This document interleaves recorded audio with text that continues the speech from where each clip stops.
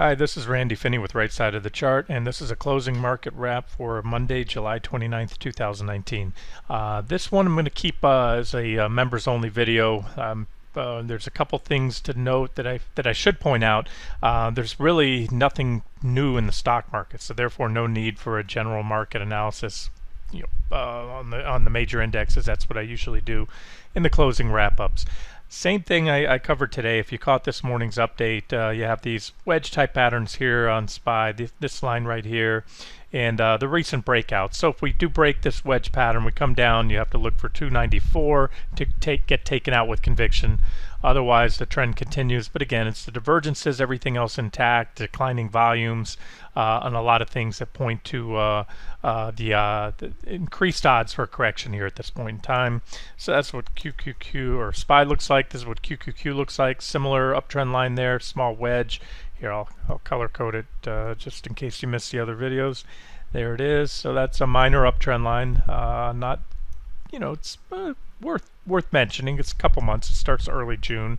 And again, it's the divergences and this area right here, this confluence of price action since that breakout above 190, 150-ish. That was the previous highs right here where QQQ was rejected and it broke out. So similar to SPY, if you break down, that first sell signal would come on a break below this uptrend line. Again, I have to caution you, Apple reports tomorrow after the market closes, and then followed by the Fed announcement, Fed rate decision on Wednesday around 2 p.m. So expect some volatility, and you could have some whipsaw signals. In other words, what does that mean? Well, let's just say this broke down tomorrow. I would take any breakdown, especially on the indexes or anything that has a lot of, Apple or top weighted components in there, take it with a grain of salt, because if it is, for example, QQQ, where Apple's a top weighted component, and it breaks down right before they report earnings, if Apple gaps up tomorrow, anywhere close to what Alphabet did recently, about a 10% gap, that's going to just, pop prices right up. Likewise, any bullish developments that might happen tomorrow could be easily negated if Apple gaps down. So that's that. We won't know until Wednesday, really. So Wednesday's kind of the big day. Apple will be out of the way because that's Tuesday night, tomorrow night after the close, and then markets still probably remain in somewhat of a holding pattern until the Fed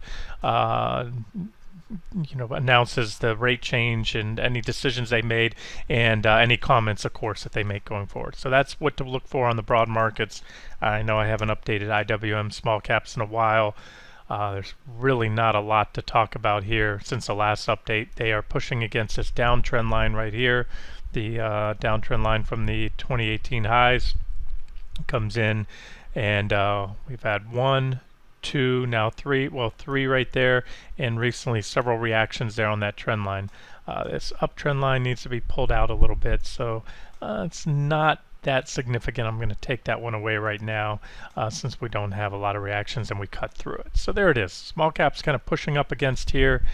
They did put a divergent high back here recently, and let's see where the large caps head after Apple and the FOMC meeting. Once Apple reports, remember all 5 FANG companies, FAAMG, all those market leading stocks will have those earnings out of the way, so we don't have to worry about that anymore. So we're sort of rounding. We're over the peak now in earnings season. Now we're rounding that corner. So let's just say hump day is now behind us, and the markets can get back, especially once the Fed does what they do and then says what they're going to say. Then I think we'll hopefully get a better clue as to where this market's going. All right, a couple things I wanted to point out. Treasury bonds. Somebody asked about Treasury bonds today. I mentioned, my long-term outlook. I've covered these extensively. I did a video just a couple weeks ago on bonds. This is the weekly chart of TLT showing us up against this long-term trend line right here. You have an uptrend line right there, and we rallied after breaking out above this bullish falling wedge right here.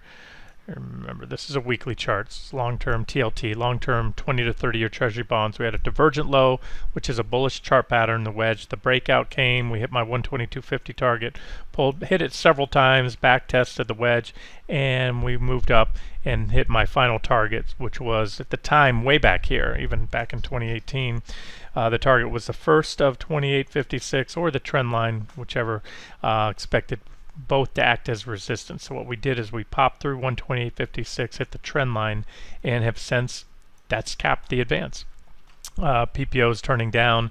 Again, I would encourage you, if you haven't caught that video, especially if you have bonds in your IRAs, 401ks, which most people do or should, at least at most points in time, if you're diversifying, check that out. We're overbought. I mentioned the last 2 times before we were overbought. We're right here and right here. You can see what happened without fail, what happens when Treasuries, or at least what happened in the past when they became overbought. Then right here you can see that drop, and then right here and you can see that drop. So, and then right here, of course. So that's all of them. So without fail, the last 1, 2, 3, 4, 5 times all resulted in major corrections. That's a big drop in Treasury bonds. They don't move up and down nearly as much as a stock market in percentage terms, but that's where we're at. So we're at resistance, at my price target. PPO is curling down, we're oversold, and I want to show you guys one other thing I have not showed you recently. I mentioned this in the trading room today. Here's our uptrend line on TLT. It's the same trend line I just showed you on the weekly chart. However, we have a couple things here. In white, you can see I have divergent high, DH. So what that says is we have negative divergence here on the indicators. Price is making a higher high with the indicators, in this case the PPO and the RSI making lower highs. That's negative divergence. So that's one thing that gives us a heads up that a correction or a trend change is likely. We have already had a decent correction since that divergent high right there as well. However, if you look at the yellow, let me move all the white annotations away. We have what is shaping up to be a potential inverse, or no, I'm sorry, not an inverse, a regular straight old head and shoulders topping pattern. And that takes the form, you have a left shoulder right here, come back to the neckline, then you move up and form a head on the pattern, and then a right shoulder. So it takes the form of, a human, if you will, head and shoulders pattern. And now what you'd need to see, so this is only like any chart pattern that's forming a potential pattern. These are topping patterns, they're bearish patterns, but you need to see the pattern complete. You don't have to have perfect symmetry, but the more symmetrical it is, the better. And so what I think a lot of traders miss, they see that these are one of the more popular patterns in technical analysis, but there's also where over the years I've seen a lot of traders apply them too liberally. You should scrub that ideally. It doesn't have to happen, but again, it just increases the odds it'll play out. You want to scrub it for volume patterns, and what you want to see is at 2 points in this pattern, you want to see an increase in volume on the move down off the head, that decline that forms a head, and then the decline off the right shoulder that forms a neckline. So far we did have increased volume. I can show you circling down here on the formation off the head. So at this point in time, to make it an ideal head and shoulders pattern and to help finalize it, we need to see prices start to come down soon. Maybe the Fed will be the catalyst for that.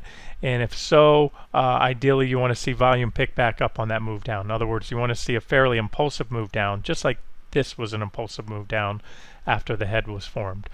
So again, it doesn't have to happen right when the right shoulder peaks. Sometimes you even get a second right shoulder, and that's it. And then the way to trade a head and shoulders, sometimes you can get in front of them if you see them forming and you sort of anticipate. So then you could short the right shoulder with a stop not too far above, ride it down to the neckline. What I like about this one is if that happens, we get a move down here to the neckline. This is the neckline. It's also going to come in right around this key uptrend line, which is a well-defined uptrend line.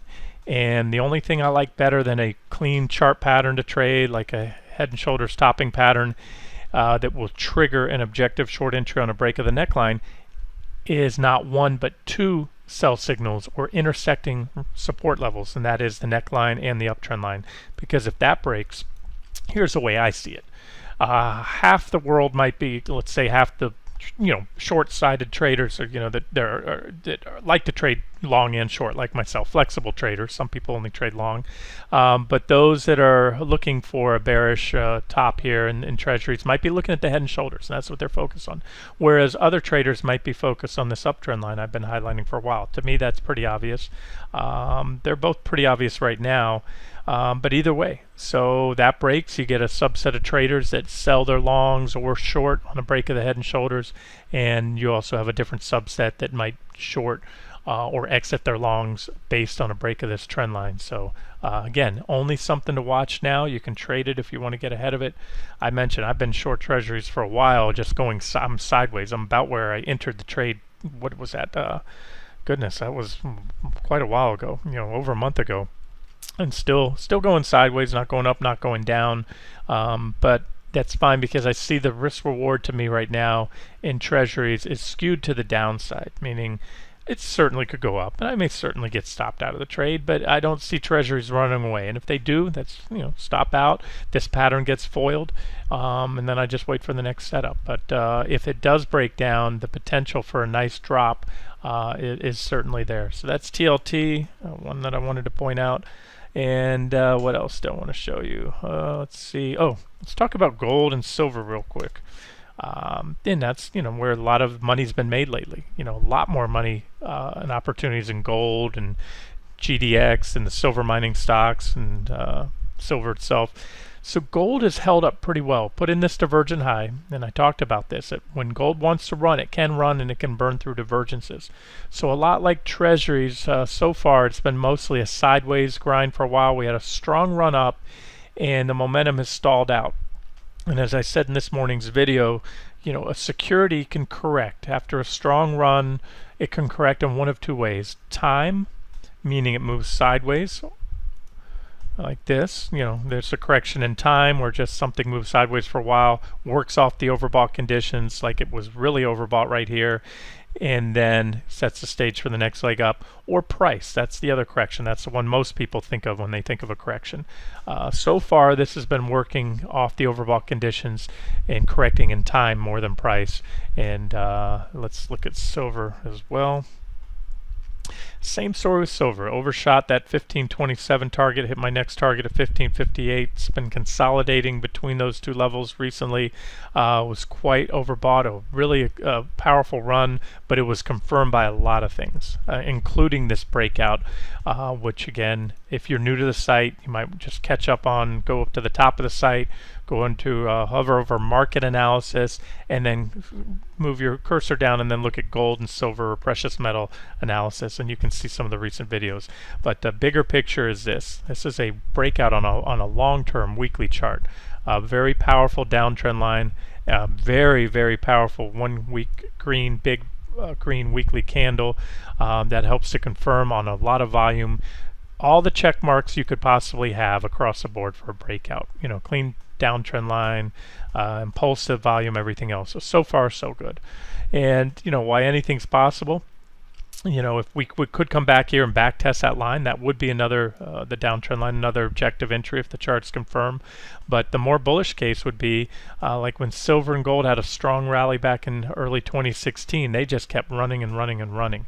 So maybe we correct here and we can continue on up. Still too early to say because again, silver has been consolidating now, just like gold, for a little while, moving sideways. I just flipped over to a 60-minute chart here on SLV. That's the ETF. So there it is, the negative divergence that we had recently, and it played out. We broke down below this uptrend line. There were several quick shorting ops and long bounces, trades off these levels. And at this point in time, in fact, let's look at the most recent chart I posted this morning. That was this 60-minute chart. I was zoomed out a little bit more, and I pointed out a what's called a descending triangle pattern, not symmetrical. And that takes the form of this. You had pretty decent support here, about 16,362. You can see there at the bottom. It's a horizontal line, and then a downtrend line. So there's your descending triangle pattern. These things can break either way, like most triangles. And it broke to the downside. That could have opened the door for a move down to the next support, but it broke to the upside, and almost a perfect hit of my 1650-ish target. I had that line exactly at 16.497, and you can see that's about where we went to, up to that 1650-ish level there today. Hit it to the button. So that doesn't look like much, and it's really not a lot. That's why I posted in, the update in the trading room today as a day trading op, because that would have got in quick, get out. The Fed is on deck in 2 days. Don't hold out right now for big gains. I think the best thing to do, especially when it comes to things like the broad markets, the index ETFs or futures, as well as precious metals, shorten your time frame down, shorten your, the percentage. That move from the breakout about 0.37% doesn't sound like much, but on every silver futures contract, it's certainly several $100s at least in your pocket. So there was a trading op there to be made, and then, like I said, get out. That's what I did. There's why wait. Why stay long at resistance when we know the market's just going to kind of flounder around? The U.S. dollar will probably flounder around until the Fed announcement in a couple days. So either do these quick hit and runs, or sit tight if you're a longer term investor. Don't get me wrong. I'm talking about wearing a lot of hats here, active trader, but this is right now volatility in the markets as well as in precious metals right now is very low. So you're either going to get ground around in this trading range, or you can trade objectively off the pullbacks to support, bounces into resistance, breakouts above trend lines, or even a pullback to a downtrend line, for example. And again, the moves in percentage terms might not be much, but if you've traded futures, then you know what I'm talking about. If you're trading 100 shares of SLV, probably not even worth your time, especially if your broker has, those $8, $10 commissions. If you're not trading with a low-cost broker like Interactive Brokers, you're probably, it's not worth your time. And to wrap this up, we have a potential setup here that could trigger the next catalyst. It could be the catalyst, I should say, to trigger the next rally in gold, silver, precious metals, GDX, the mining stocks, everything else. Or it could foil, the rallies that we've seen so far. And that is this back test. And we have these alternative downtrend lines. I have that yellow downtrend line right here, right there, and the white downtrend line right here off this high. And this is a chart, again, I've been highlighting this for years now, since this at least a year since this bullish falling wedge was forming. And we broke out, hit my first target, pulled back tested the wedge, rallied up to my next target, which was this downtrend line, next resistance level. And now we've come in and made another back test of the primary downtrend line there, of the wedge. And it's also, as I mentioned, we had some support here down at the recent lows around 111. You got to read all the pips out there. It's, we'll call that a 111 and change. So that's it. So you have dual support levels, 1, 2, the downtrend line, the back test of the wedge, and price support. Now, often when this happens, it seems that the euro, you can't catch a bid against the dollar. And again, I follow this chart as my proxy for, trading the dollar index and for, figuring out where gold's going to go. Because gold will rally when the dollar falls, and gold goes down when the dollar rises. So you want to see, this is in reverse. This is the euro versus a dollar. And again, depending on what the Fed does and says, and of course, ECB can come in and do some things, but because the euro is the largest component of the dollar index, I use this chart, and it has a positive correlation with gold. You want to see this rising. When this rises, it means the euro is climbing against the dollar, and that's bullish for gold. And so right now we have a technical setup. However, when I see a security like this that breaks out, a lot of eyes are on that, on the dollar and the euro.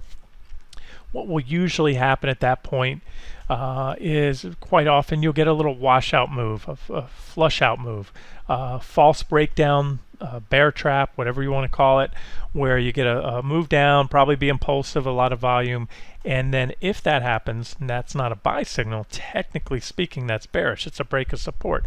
But if then you can reverse quickly and get back up there and recover that level, then you have the makings of a bear trap, and that's pretty powerful bullish stuff. So then you'd look for another run at this downtrend line, break above that, and that should send us up here to my next target about 115.439, and that would certainly, if this played out, be a powerful catalyst for a rally in gold and silver, and maybe the next leg up, break them out of these recent consolidation ranges.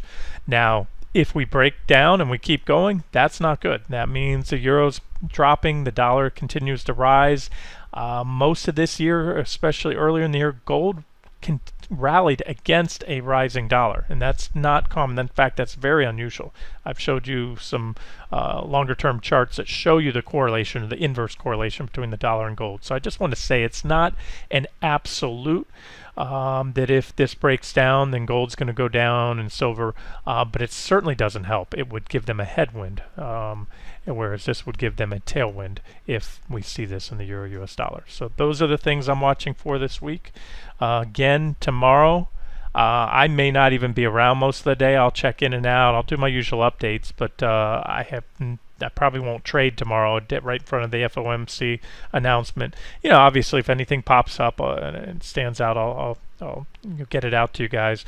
Otherwise, probably a good day to take off trading and come back in after the FOMC announcement on Wednesday, and unless something happens. That's why I always keep an eye on the market. If we start to move, start to break some support or resistance levels, get something going, who knows? Sometimes it'll come when you least expect it. So that's my plan for now, and I'll follow up with an update tomorrow. This has been Randy Finney with Right Side of the Chart. Hope you enjoyed it.